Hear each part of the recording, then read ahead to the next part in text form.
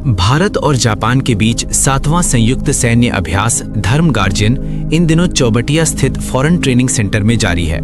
इस अभ्यास का उद्देश्य दोनों देशों की सेनाओं के बीच समन्वय बढ़ाना और सैन्य सहयोग को और मजबूत करना है।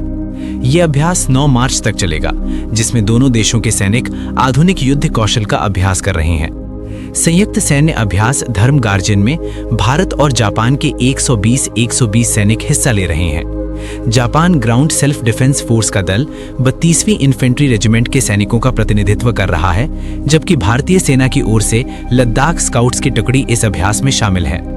इस सैन्य अभ्यास का मुख्य उद्देश्य अर्ध शहरी परिस्थितियों में संयुक्त अभियानों की क्षमता को बढ़ाना और दोनों सेनाओं के बीच तालमेल को और बेहतर बनाना है। प्रशिक्षण के दौरान सैनिकों को उच्च स्तर की शारीरिक फिटनेस, संयुक्त योजना और वास्तविक फील्ड परिस्थितियों में सामरिक अभ्यासों का प्रशिक्षण दिया जा रहा है। अभ्यास के दौरान अस्थायी ऑपरेटिंग बेस की स्थापना, इंटेलिजेंस सर्विलांस रिकॉनेसेंस ग्रिड का निर्माण, मोबाइल वाहन चेक पोस्ट की स्थापना, शत्रुतापूर्ण वातावरण में घेराबंदी और तलाशी अभियान, हेलीबॉर्न ऑपरेशन तथा हाउस इंटरवेंशन ड्रिल जैसी गतिविधियों का अभ्यास किया जा रहा है।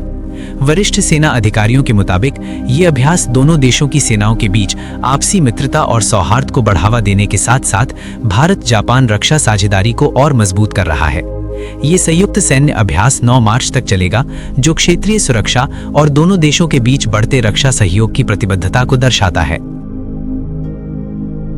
India Japan joint military exercise Dharma Guardian का ये 7th एडिशन उत्तराखंड में चौबटिया के इलाके में फॉरेन ट्रेनिंग नोड में आयोजित किया जा रहा है, जो कि 24 फरवरी 2026 को शुरू हुआ और 9 मार्च 2026 तक आयोजित किया जाएगा।